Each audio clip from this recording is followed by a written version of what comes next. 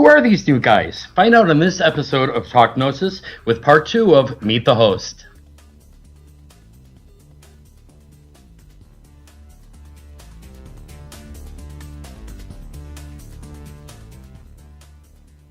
Welcome to Talk Gnosis for October 2nd, 2013. I'm Bishop Ken Canterbury, and as usual, I'm being joined by my lovely guest, Bishop Lainie Petersen. Hello, Lainie. Hello, Bishop Ken. Everybody make sure that you follow us on Talk Gnosis, both on Facebook and also here on YouTube.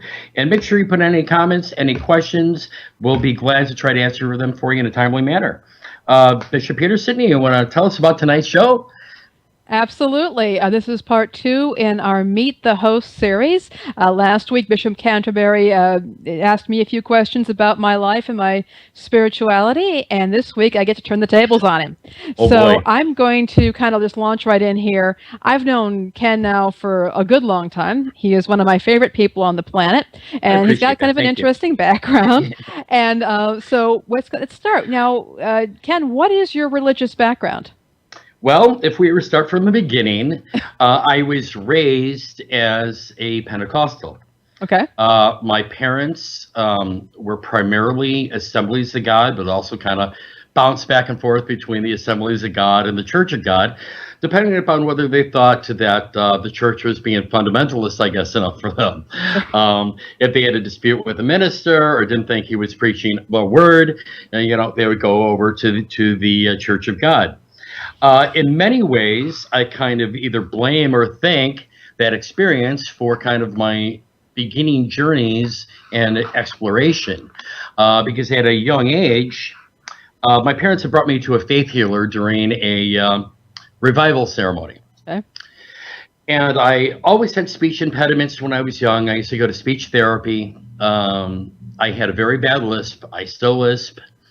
And so they brought me to this faith healer who put their hands on me, and they started praying, asking me to speak. And guess what? I still had the lisp.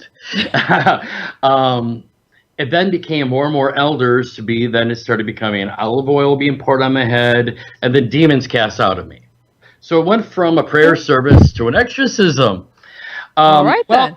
Needless to say that this kind of was trauma. Yeah. It was definitely kind of one of those experiences. 7 years old, you go, oh my God. And I kind of walked away from that experience going like, oh my God, I'm full of the devil, Yeah. So, it kind of left me with a very kind of negative experience of that church. Sure. And as I got a little bit older, my older brother, his wife at the time, she was involved with all sorts of things. I mean, she's the one who kind of turned me on to cool music, turned me on to Peter Gabriel and Genesis and a lot of stuff that I grew up really having a passion for. She was also into Wicca, so I started reading her books. Okay. And it sort of led me on my path. It wasn't then to probably years later, I was in high school. And for the viewers who don't know, I'm a guitar player. I've been playing guitar since I was a kid.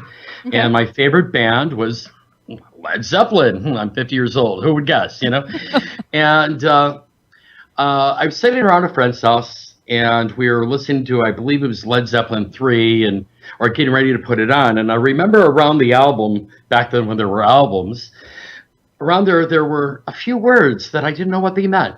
Do what thou wilt, she be the whole of the law. So it's like, what is this? Well, started doing a little bit of investigation, found out who the author of those words were, who then got me into reading more serious esoteric material. Started reading many of AC stuff. At that point, I went out and bought this old, as you can see, very well used with duct tape, version of the Golden Dawn. This wasn't just something that I read. This was something that in high school I started practicing the material out of. I got a question for you.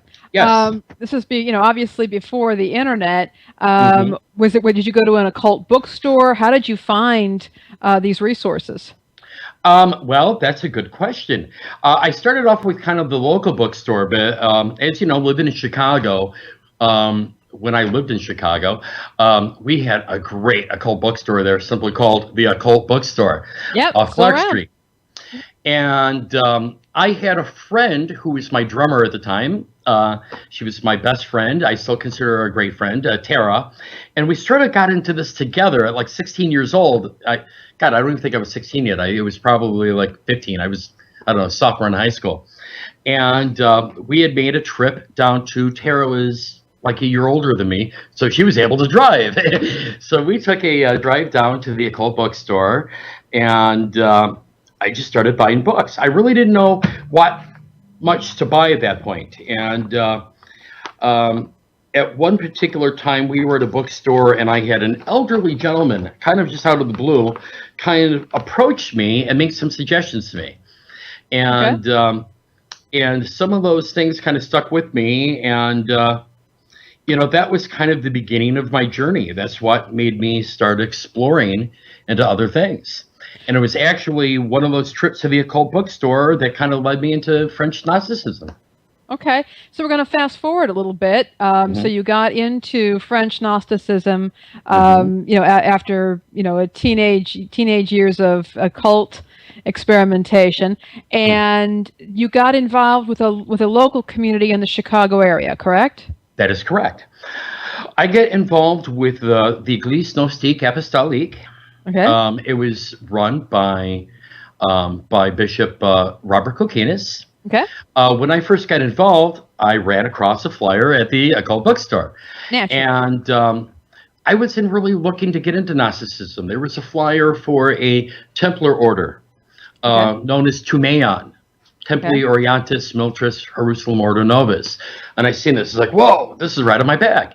So I picked it up. I made some phone calls and kind of facilitated a meeting. Well, one of the requirements of Tumeon at the time was one had to be a member of the Gnostic clergy. So, I had to at least receive my minor orders. Well, during that particular weekend that I took that, I received my first degree of Martinism. I received my first degree in Tumeon. And I was there actually for Bishop Kokinis's consecration as a bishop by Bishop Herard. So I was able to witness all of that at Lake Bennett Monastery up in Wisconsin. And one of Bishop Kokinis's first acts as a bishop was conferring my minor orders. Okay. And that was 1984. So been doing this for a while. Yeah, a little while at least. Absolutely. So, going on further, you've had a lot of involvement with different churches over time. And what are your current involvements? Well, currently I'm involved with one of my good friends. I've known him for a long time, Bishop Val Matthews, who we had as one of our guests on our shows earlier, with the Oriental Apostolic Church of Damkar. Originally, when we were kind of chartered as a church and he was ordained, we were known as the Église Gnostique Apostolique de la Rose-Croix. But we decided to kind of change the name to the Church of Damkar because if you know kind of the mythos of Damkar, Damkar was that mythic place that one of our Rosicrucian brethren had seeked initiation in. So that's where the name Damkar comes from. And I really think that the name Oriental also kind of specifically talks about the spirituality that we try to represent. Sure. So your spirituality, do you see yourself definitely then more Eastern spirituality? I see myself, if I was to try to define myself, and I don't try to define myself because I think that when we start putting limits and boundaries on our own spirituality and gnosis, it kind of puts us in a box.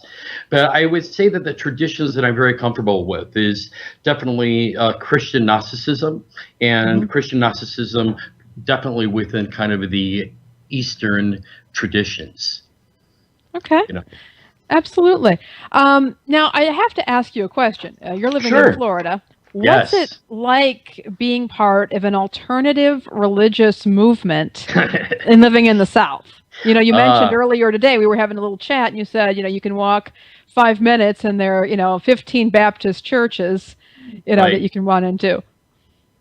Right. In some parts of the South, especially in Miami and even to a certain degree in Tampa, there are some Gnostic communities.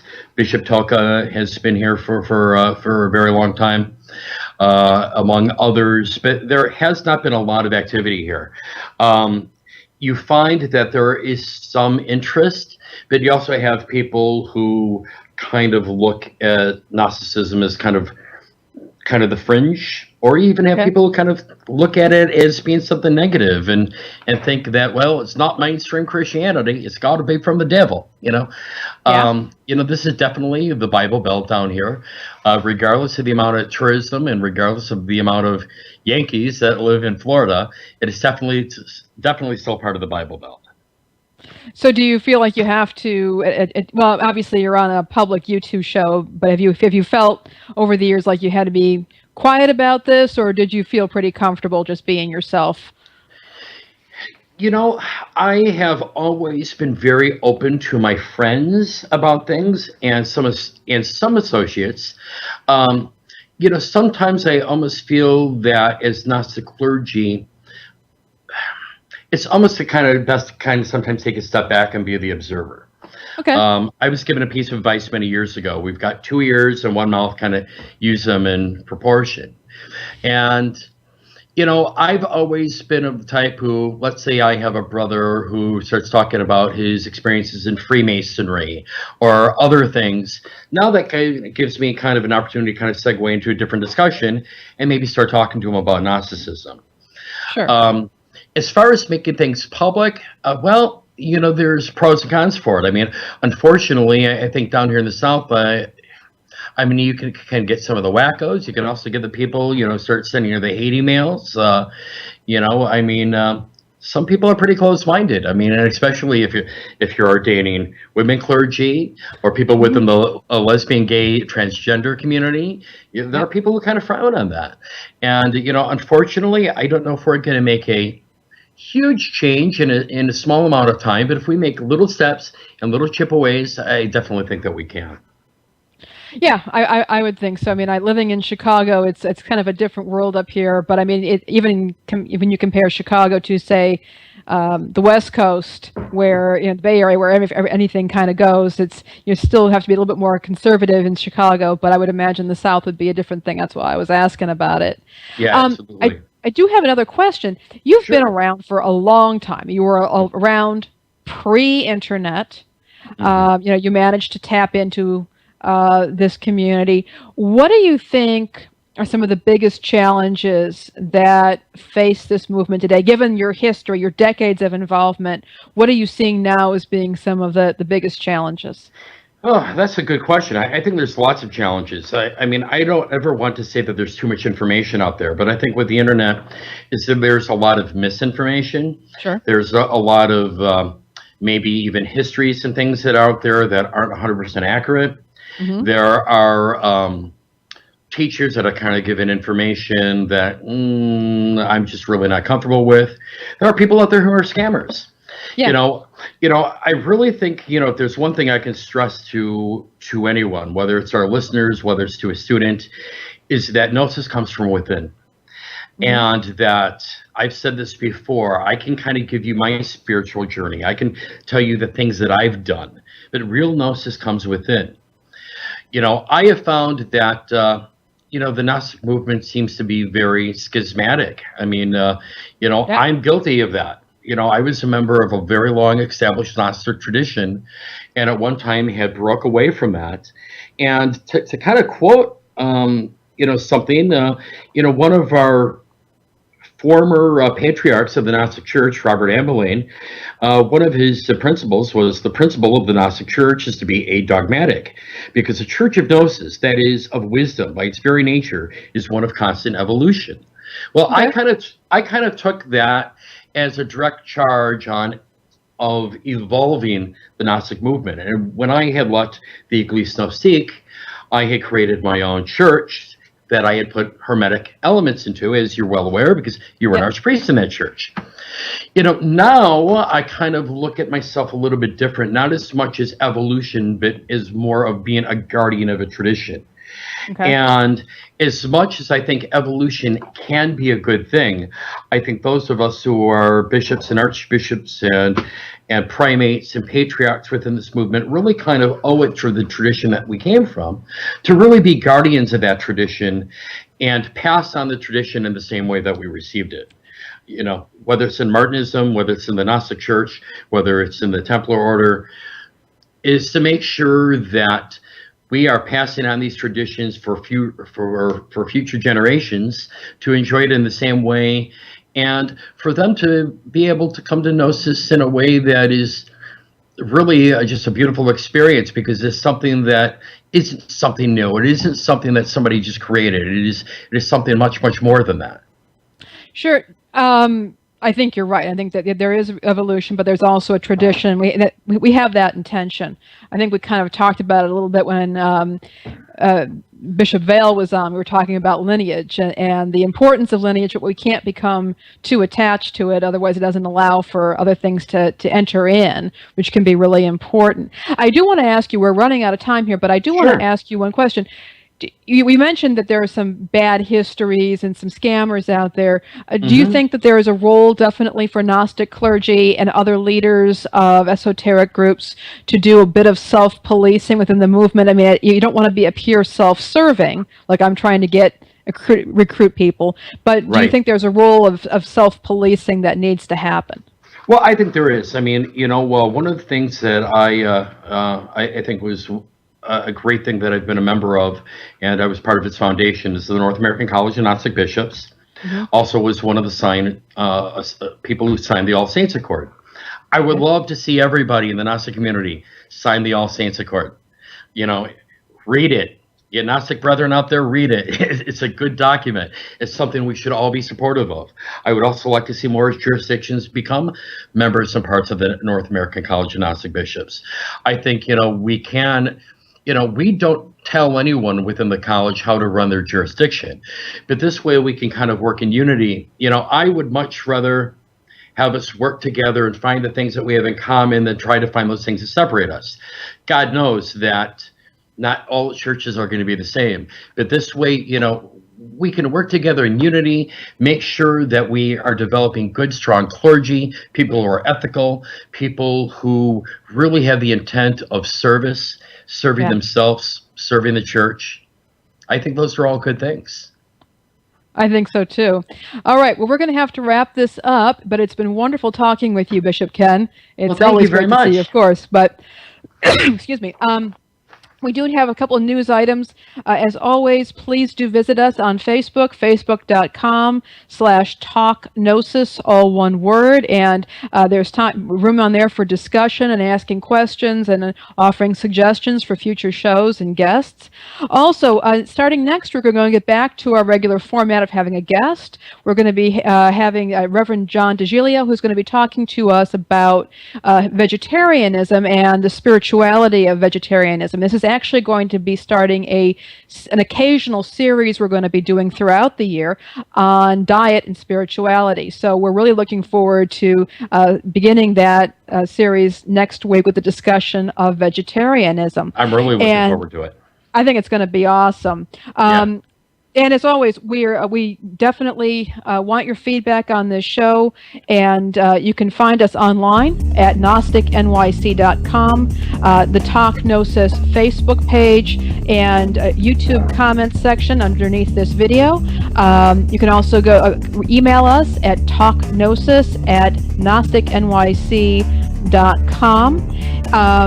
And this has been, as always, a production of the Gnostic NYC Network.